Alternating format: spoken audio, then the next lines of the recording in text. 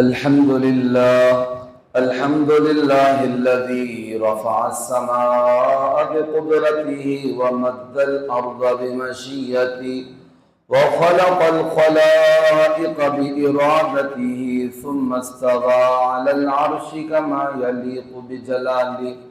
والحمد لله الذي في السماء عرشه وفي الأرض سلطانه وفي البحر سبيله وفي الجنة رحمته وفي النار عقابه. وأشهد أن لا إله إلا الله وحده لا شريك له. وأشهد أن سيدنا وسندنا ومولانا محمدا عبده ورسوله. أما بعد فأعوذ بالله من الشيطان الرجيم. بسم الله الرحمن الرحيم.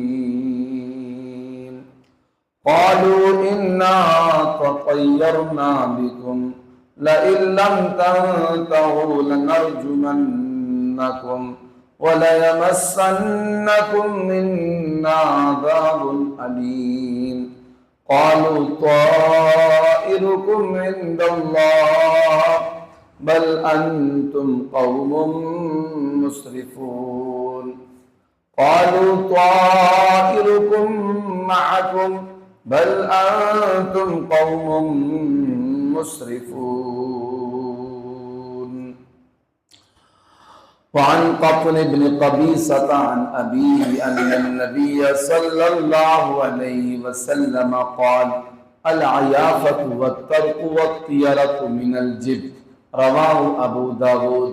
صدق الله العظيم وصدق رسوله النبي الكريم. میرے محترم سامعین و ناظرین اکرام، السلام علیکم ورحمۃ اللہ وبرکاتہ۔ آج 20 صفر المظفر 1448 ہجری 4 اگست 2026 بروز منگل میں آپ کے سامنے درس قرآن و حدیث لے کر حاضر ہوا ہوں۔ صفر المظفر کے مہینے کی مناسبت سے ہمارا درس قرآن نیک شگون اور بد شگونی فعال، اسی طرح برکت اور نحوست اس کے متعلق چل رہا ہے۔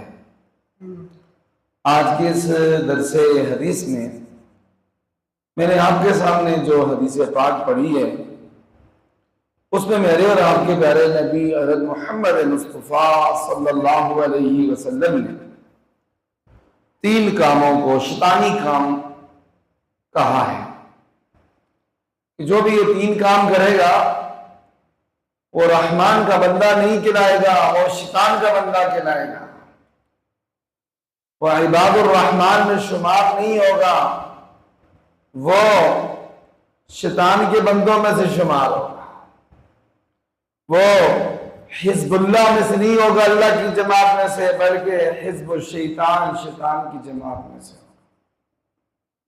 وہ 3 کام کون سے ہیں؟ میرے اور آپ کے پیارے نبی حضرت محمد مصطفیٰ صلی اللہ علیہ وسلم نے ارشاد فرمایا، قال رسول اللہ صلی اللہ علیہ وسلم: العیافۃ والطرق والطیرۃ من الجبت۔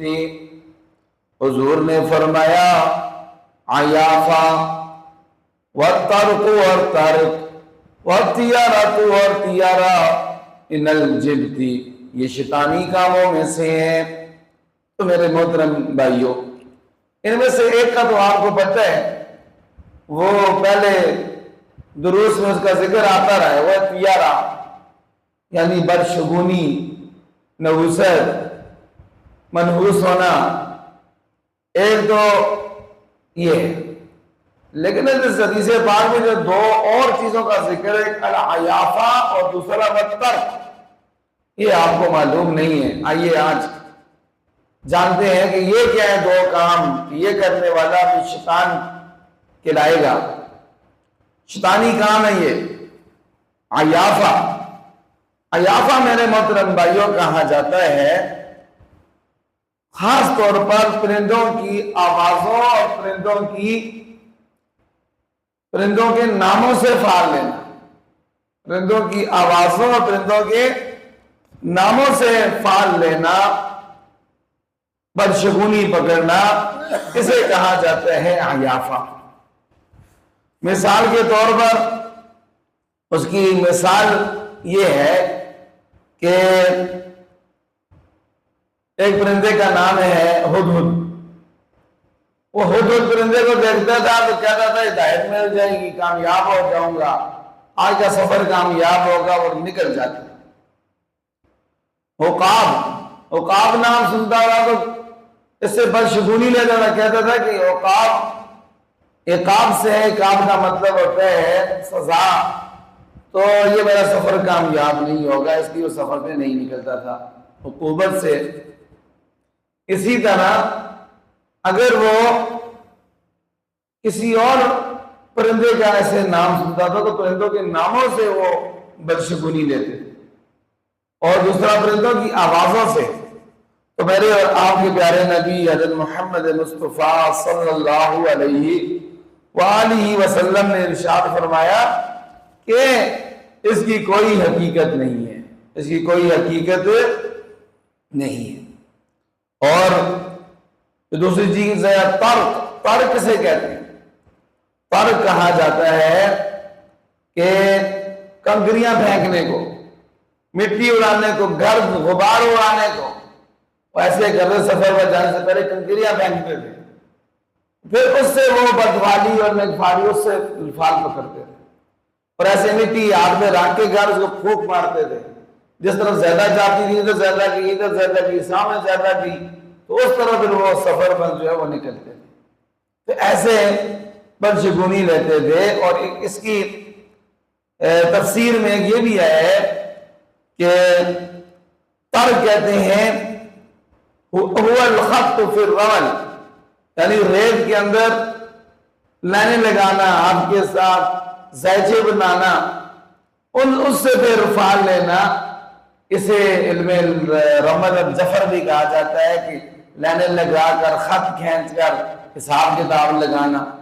جیسے یہ بعض پیر لوگ اور نجومی لوگ لگاتے ہیں، ان کے بعد جاؤ یہ میری چوری ہوئی ہے، بتاؤ چور کون ہے، یا میرا کوئی فلاں کام ہو سکتا کیا بنے گا، تو وہ ایسے خط کھینچ کے ایسے اوپر نیچے خط کھینچ کے تو پھر اس سے کوئی حساب لگا کے بتاتے ہیں جی کہ یہ ہے اور وہ ہے۔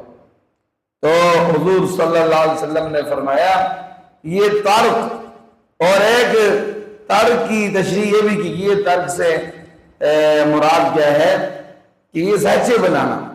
تو حضور صلی اللہ علیہ وسلم نے فرمایا کہ اے لوگوں یاد رکھو العیافہ، نمبر 1 عیافہ کہ پرندوں کی آوازوں یا پرندوں کے ناموں سے فال لینا۔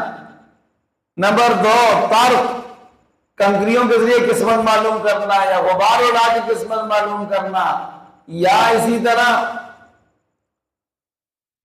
اللہ اکبر، یا اسی طرح خط کھینچ کر، زیچے بنا کر ان کے ذریعے فال لینا۔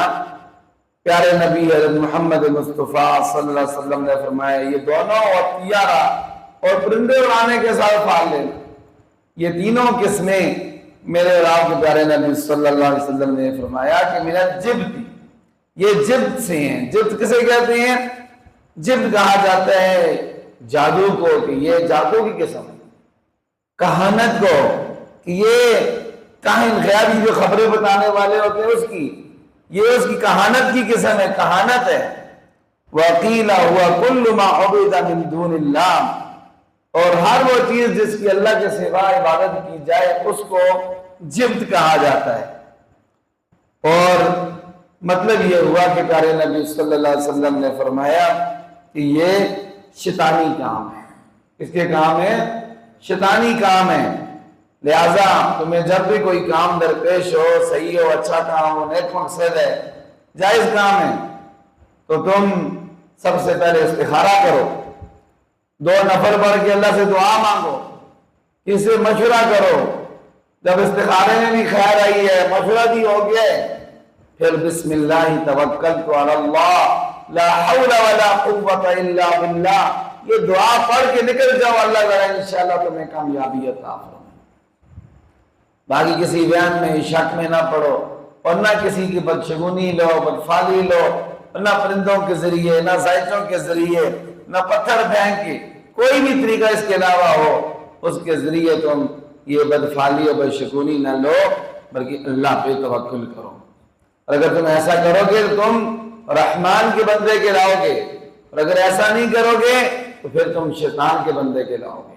بس اللہ تعالیٰ سے دعا ہے اللہ تعالیٰ ہم سب کو اپنی ذات پر کامل بھروسہ اور توکل نصیب فرمائیں، اور اس قسم کے فضول کاموں سے اللہ تعالیٰ ہم سب کو بچائے۔ وآخر دعوانا